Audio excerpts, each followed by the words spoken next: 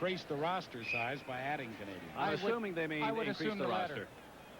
I would assume increase the roster size with extra Canadians. So the Argos start from their 27-yard line with an 11-point lead here late in the first quarter. The pass is complete to Jan Carinci, and he has a first down as he gets to the 40-yard line. Cliff Toney, number 6, was there to bring him down. The pickup is 12. It's going to be interesting to see the passing statistics for Mark Cassell. He is 6 for 6 at this moment, 79 yards and 1 touchdown. And you know what they've all been is nice, safe passes. You keep drives going. Here just out in the flat to Jan Carinci, only a 5-yard pass, but he turns it into a first down. Cassell complete to Kerry Taylor. And Taylor spins his way for about 6 or 7 yards before he runs into the arms of the cornerback on that side, number 5, Mark Jackson. Dan Bass was there to help out as well. Let's have a look at Kerry Taylor. All he does is work it upfield, let some of the other receivers clear out and come underneath the linebackers, and that's a good call on first down. He's got 8 yards. Nice little pick there by Jan Carinci on the defensive back who was hoping to cover. That wasn't a pick, was it? They don't do that. So the pickup was 7 yards. It is 2nd and 3. And the pass is complete for another first down to Thad Jemison. Jemison, a rookie from Ohio State, makes his 6th reception of the year. He's been on and off the roster all season long. Well, he's a guy that Bob Abilovich feels could really add a dimension to their ball club. He's got outstanding deep speed. They just quite simply haven't got the ball enough to him in the games he's played in. Maybe tonight he'll catch a few more balls. Picked up a first down with that 12-yard catch. Cassell to Carinci, and the ball was just a little bit behind him, and Carinci was not able to make the catch. That's the first incompletion by Mark Cassell, who is now 8 for 9 for 98 yards. Leif, I'd like to ask you about Carinci as a player, what you think of the way he has been moved around, but more important, the way he keeps performing from a safety to a running back to a slot back. He does them all. Well, he must be a certain kind of guy to put up with all that stuff, because being transformed from defense to offense is not the easiest thing, and I think his personality must be just that lends itself to that kind of play. There's a flag down as the pass was caught by Kerry Taylor. Jan Carinci must be able to go with the flow after being removed around like that so often.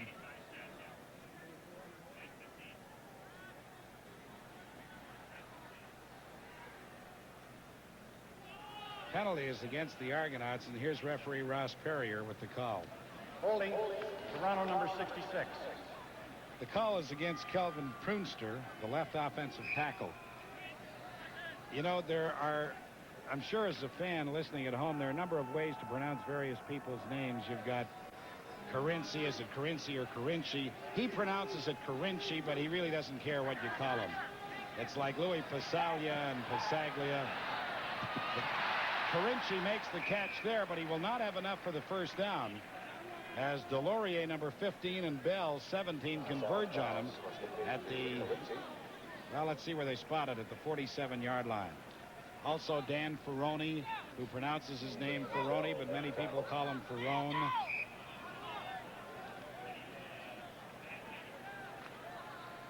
With the ball at the 47-yard line, Lance Chomick is going to try a 54-yard field goal.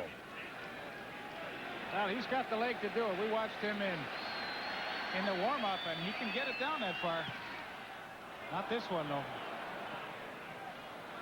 This one rolls into the end zone, and the Eskimos are content to concede the single point.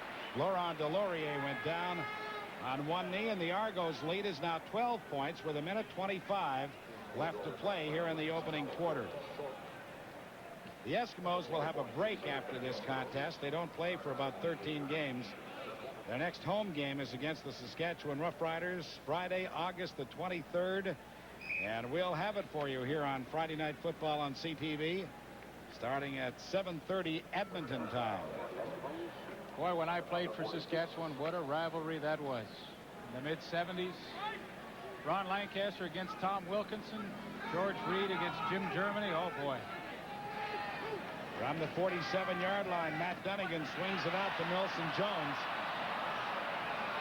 And Jones did an excellent job as he gets to the 53-yard line. He picks up 6, but for a moment It appeared as though he was going to be nailed back at the line of scrimmage. Dennis Clay finally made the tackle along with Rodney Harding, number 77. Harding is a newcomer to that Toronto Argonaut defensive alignment.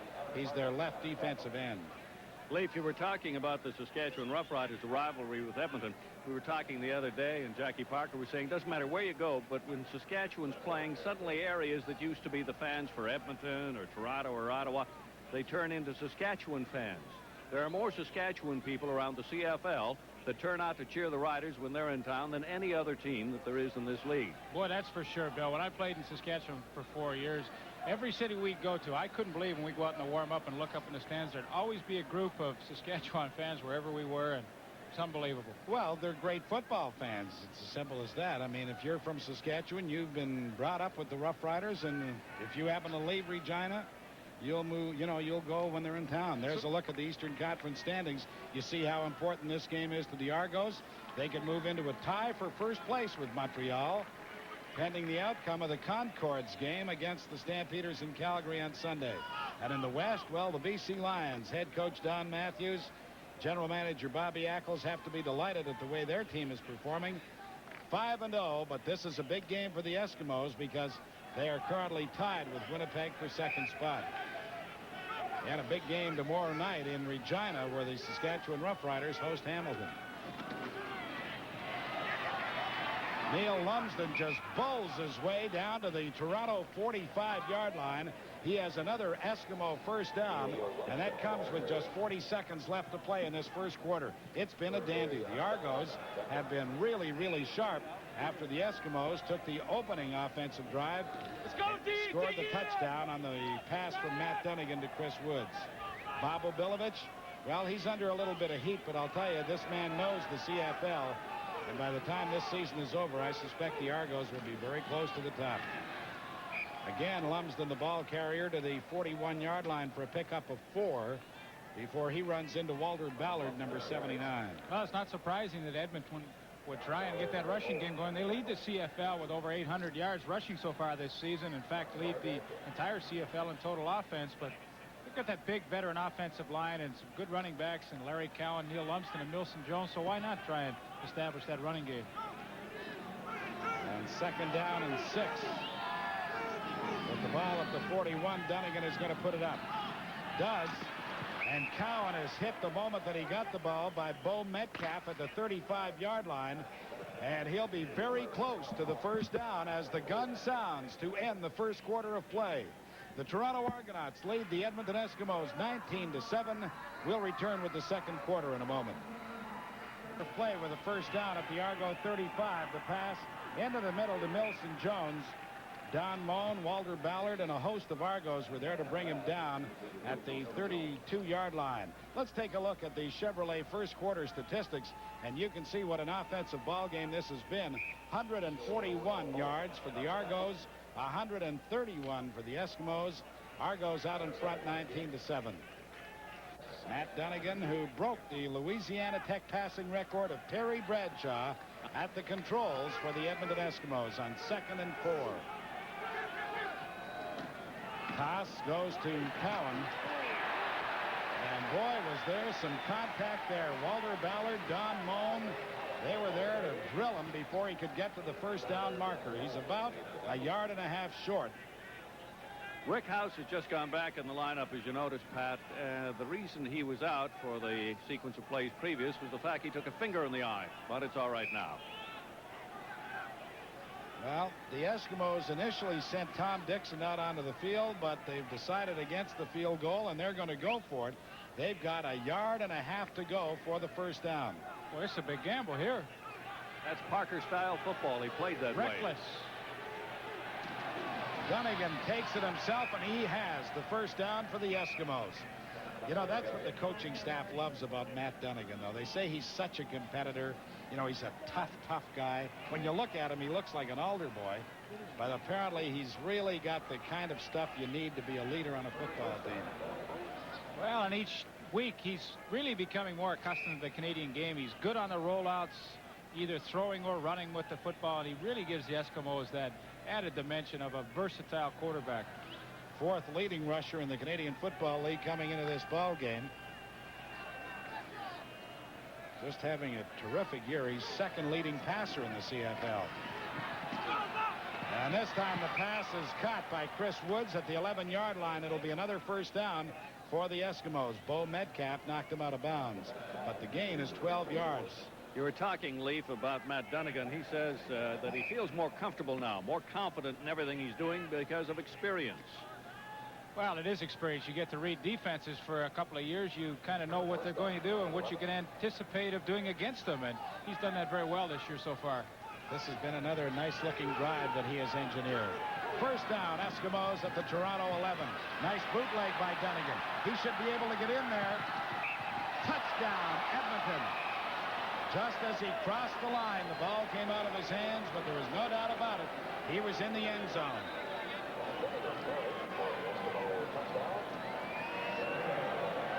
Now, what a great play this is. They fake on the slot back trap play, and Dunnigan's all alone, gets a bit of a block from Brian Kelly down here and Milson Jones, and squirts his way into the end zone. And we've got an injured Toronto Argonaut. I believe it's Don Moan, number 36, is it? Yes, it is. He's kneeling down at the Toronto goal area. But you know, they had Toronto coming on a total blitz there, and when they faked inside, it just seemed to freeze everybody. And of course, when Matt Dunnigan rolled to the outside, he had so much open room, and except for the last few yards, pretty easy waltz into the end zone. Nice looking drive engineered by Matt Dunnigan. How about his statistics to this point, Bob Layden?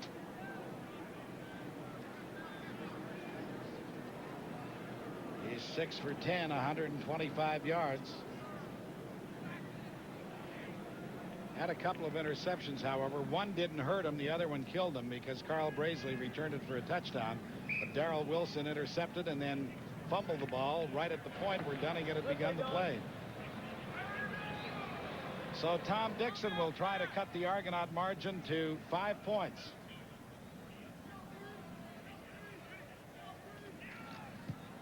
And he does. So we've got a 19-14 ball game, and let's take a look at Matt Dunnigan, who to me is the biggest news the Eskimos have been able to recruit in the last number of years. That's the score. We'll be back in a moment. Dunnigan making an impression on the Canadian Football League in this his second full year of activity. And I suspect he's getting some congratulations on the phone right now from Steve Goldman, who is the offensive coordinator up in the press box. And sure, he said, nice going, Matt. You put a heck of a drive together. Well, if he hasn't attained the status yet, to me, he's the next superstar in the Canadian Football League. You're looking at a fellow who will win some Shenley Awards down the line. Jemison with the return for Toronto started at his 2-yard line and ran into Larry Ruck, who did a good job to bring him down just as he crossed the 20. Well, that's not surprising. We're seeing a good offensive display by both teams. In the opener, they had over 1,000 yards total offense between them. They could sure move the football in a hurry. Well, you know, a lot of people said, oh, the Eskimos are just going to clean up on them here tonight. Yeah, I heard that around town. And they may well do before the game is over, but it's been a great one to this point. I like him about that because of the lacing they took at the hands of BC and all the changes they've made, the inconsistency. Cassell threw it right into Stuart Hill's hands, and but for the fact that he was tripped up as he got to about the 5-yard line, he'd have gone into the end zone. Cassell threw it right into Stu Hill's hands, and he marches it all the way down to the Toronto 6. Well, he just simply looking for Bob Brock, doesn't see Stuart Hill, although he's right in front of him. And had it not been for the little turf monster that comes up and grabs him right there, Stuart Hill would have scored. I think that's what you call tunnel vision. He was so intent on looking at Bob Brock. That's a very good description of what happened. So now the Eskimos are in position to take the lead. They trail by 5 points, 19-14, and we have just begun play here in the second quarter. But it's first down, Edmonton touchdown to go at the Toronto 6-yard line. Neil Lumsden, the ball carrier, gets a couple of yards. Mark Seal, James Curry, James Reed, they were all in there to bring him down. It's a situation now where the Toronto defense is really guessing because Matt Dunnigan can do so many things. He can hand off to the running back throw, or, you know, he's so good on that bootleg action. Defensively, It's a tough position to be in right now. You know, Matt Dunnigan to me is reminiscent a little bit of Russ Jackson, who would always bootleg in this situation. Although on this occasion he gives it to Neil Lumsden for the touchdown. But what I was going to say is that Jackson would bootleg and score on every play, and I'm not sure that Dunnigan couldn't do the same himself. But why not go the easy way, hand it to the big fullback, and Lumsden, who has done this so often over the years, just won't be denied that end zone. Yeah, nice hole created on that left side, and of course Neil Lumsden knows what to do with the football when he's only 2 yards away from a touchdown. There's Jackie Parker. When you ask him, you say, what's been the big improvement with your club this year? He says, offensive line, if they ever played well. Well, they're a veteran group. Bill Stevenson, 12 years. A lot of experience on that offensive line. The point after by Tom Dixon is good. And so with 11:33 left to play in the second quarter, the Edmonton Eskimos have taken the lead 21-19 over the Toronto Argonauts. Cushion, and his place has been taken by Dan Rasevich. Well, these teams are playing true to form. The Argos have given up the most points in the CFL coming into this week. Edmonton the second most. Already we've had 40 points scored in this ball game, and we've only played 3 minutes and a little bit of this second quarter. Thad Jemison had to hit him on the foot, so he's got to take it now. And Jemison gets to about the 12-yard line. What he wanted to do was allow the ball to bounce in the end zone and then give up the single point, but there is a penalty marker on the field in any event. You know, it's funny, Pat, we have microphones down at field level, and every once in a while you can pick up some of the things that the players are saying, and you could hear Jeff Townsend saying, let it go, and by the time Jemison realized what he wanted to do, it hit his foot, and so he had to make a play on the football. Sorry. But it will not hurt the Argos because the penalty is against the Eskimos, offside. Oh, that's a big break. Last week, the Toronto Argonauts were the subject of great booing from the fans, especially the coach, because with a rookie quarterback, Cassell, Obilovich had them every time the ball was kicked into the end zone, taking or giving the single point and trying to get the better field position rather than only getting to the 5 or the 10. The fans were extremely unhappy with it as they gave away 5 or 6 points that way. This time, though, he feels a little more experience for Cassell, a different football club. He is not playing it that way, or at least not thus far. Well, I thought he wanted to on that occasion, Bill, but well, you might be right, Pat. Jemison had it bounce off his foot. Dixon kicks this one, and it'll go out of bounds, so there'll be another 5-yard penalty. No point in the Argos taking it at the 27-yard line. Make him kick off again back at the 35 this time. Now, you're a kicker, Leaf. Dixon. I was a kicker. Well, all right. You kick a fair amount now, too. Yeah, but anyway. By the way, the poll, should the CFL team rosters increase the number of Canadians? Yes. Phone 1-900-720-3720. No, 1-900-720-4720. There's a service charge of 50 cents. What I was going to say, however, about kicking is Dixon feels that his kicking ability has come about because he first started playing rugby in Vancouver. It's a bigger, fatter football. So the transition from rugby to Canadian football, he says, helped me tremendously in becoming a Canadian Football League punter and field goal kicker. Well, he really gets his leg into this one. This is Kerry Taylor from his 15. Excuse me, that's Jemison, not Taylor. Jemison got out to the 38-yard line, and that's where the Argos will take over offensively. Well, Mark Cassell just had something awful happen to him on the last series with that interception to Stuart Hill. He's got to gather himself and try and get that confidence back, not only within himself, but within the receivers, and try and spread that football around, and a couple of short passes maybe once again, and try and reestablish that momentum that they've lost. Well, Cassell is from Montclair State. It's not a football powerhouse, but he set all the passing records at that school. Boy, had a lot of time on that occasion. Now he's flushed out of there.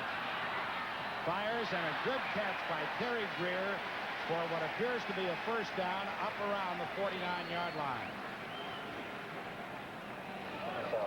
The thing we haven't pointed out, and has to be pointed out, is the big blow for the Argonauts, and the reason a club that was rated as #1 in this league and has won first place the last 3 years is that they lost a quarterback named Condredge Holloway, who had a 70.6 passing percentage, which is just tremendous before injuring that knee. First down, Argos. Cassell this time in a lot of trouble. Tossed the ball up, but they rule An incompleted pass. Ooh, that is a big break for the Argos. Stuart Hill and John Mandridge had him well back of the line of scrimmage, but they ruled that he was trying to throw the football to Bob Bronk, and so it just goes as an incomplete forward pass. That's a good call. Arm was definitely coming through. Good pressure, though, from that Edmonton front three plus Stuart Hill. Well, he comes every time as a linebacker. You'll see him blitz on almost every play. 2nd and 10, Argos at their own 49. Looking for Thad Jemison on the sideline, but the pass was well out of bounds. Jeff Coughlin was in there as the defensive back covering on the play. And this will be Hank Olisic's first punt of the ball game, and it comes with 10 minutes left to play in this second quarter. Argos seemed to have deviated from their initial game plan, where in the first quarter they were hitting those 7-8 yard passes on first down to try and get some good yardage initially. Now Casale content to drop back in that pocket and look a little farther downfield. I'm not sure he shouldn't go back to the original plan. Chris Woods showing a lot of respect is back at his 5-yard line. This one bounces at the 23 to Woods, who takes it at the 15. And he's forced out of bounds as he gets to the 25 by Dennis Clay. So the Edmonton Eskimos have really fought back here. They were trailing at one point 19-7. Now they lead it 21-19 with 9 minutes and 43 seconds left to play in this second quarter in what has really been an entertaining football game.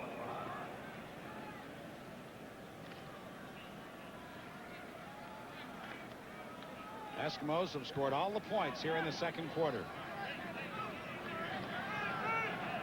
And Edmonton starts at their 25-yard line with a first down.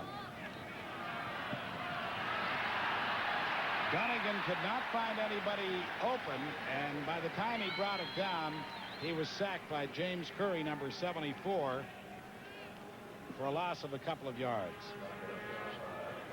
Second sack of the ball game for that Toronto Argonaut defense. And the second one by James Curry. Now they're getting some good pressure from that front four. I like that defense. 4 good pass rushers and those 3 linebackers behind them. I'm I guess a traditionalist, and I think you can get some much better pressure with that 4 down lineman. And we're talking about Walter Ballard, James Curry, Mark Seal, and Rod Harding. That's the front 4 for Toronto. Dunnigan's pass was batted down by Rod Harding, number 77. Also a penalty marker holding against the Eskimos. It'll be declined by the Argos, and Edmonton will be punting. Holding. Edmonton number 59. Declined. 3rd down. Leo Blanchard, the right guard, called for holding. There you see him right at the middle of your picture. Hey, that's a good move by Rodney Harding. If you can't get the sack, get the big mid up there, and something good might happen. In that case, you knock the ball down. So Tom Dixon will be punting. Standing inside his 10-yard line. Carinci and Kerry Taylor, 27 and 20, back to return it for Toronto, who should end up with excellent field position. Good punt, though. Angles it toward the sideline. Now, where did it go out of bounds? Somewhere around the 45-yard line. It's a great job by Tom Dixon. Got full length on that punt and no return. Edmonton 21, Toronto 19. The Argos will have the ball when we come back. When you're out there, Colin.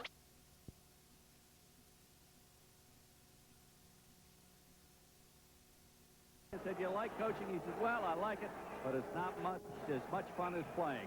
Maybe because his handicap in golf now is 12 instead of about 3 or 4. But you're right. What a football player he was. The football player of the quarter century. He was selected as Mark Casale is pushed out of bounds by Stuart Hill. The booing that you heard was directed toward a police officer who was throwing some youngster out of the end zone.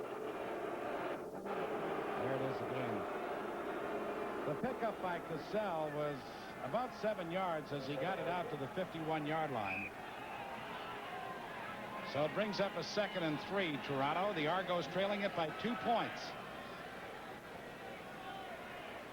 Mark Casale came into this ball game with a 61% completion record.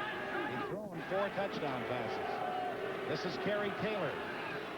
And Taylor cut it back nicely to pick up the first down as he crosses midfield into Edmonton territory at the 53. James Bell, number 17, was there to bring him down. And you know, when you talk about that Edmonton secondary, they're very inexperienced as well.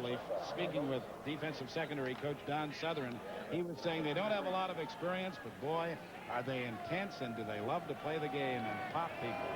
Well, they're the kind of coachable players you want to have then. And Don Southern's a good one to coach them. Jemison did not hang on. Jeff Treflin was there on the coverage.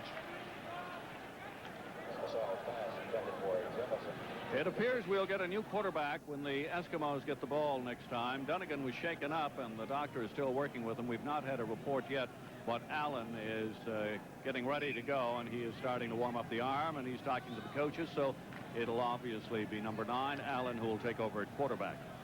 Damon Allen, who really has unbelievable university stats.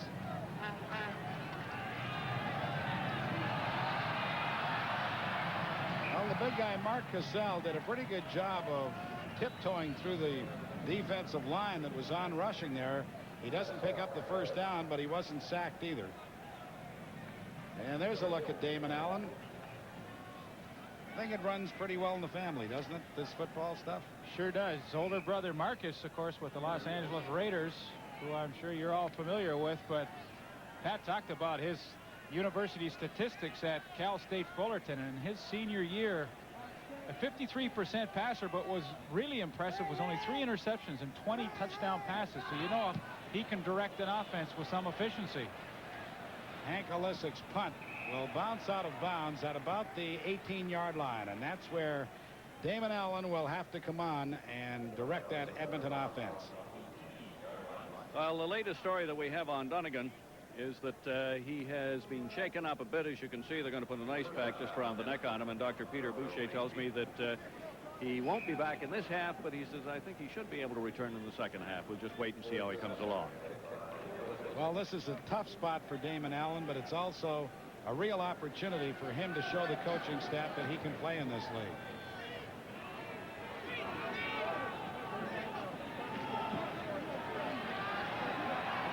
And his first pass is complete to Cowan, who picks up the first down as he dives through to the 30-yard line. Dennis Clay brought him down, but a good job by Larry Cowan to pick up 12 yards. Well, he threw a couple of touchdown passes in last year's Senior Bowl, and that's a very prestigious postseason all-star game in the United States. A lot of top college football players who would be drafted played in that game, and as you could see on his first delivery, nice tight spiral. So the Eskimos have possession now at their 30-yard line. Allen fires. It's complete to Rick House, and House will have another first down to the 45-yard line. Yeah, that's some kind of throw right there. Rick House running an excellent pattern in that zone coverage. A hook worked between the linebackers, and Damon Allen read it perfectly. Watch how he drills that ball in there. That's a great throw. So back-to-back first downs for the Eskimos. Compliments of the passing of Damon Allen. They have possession now at their own 45 for the first down.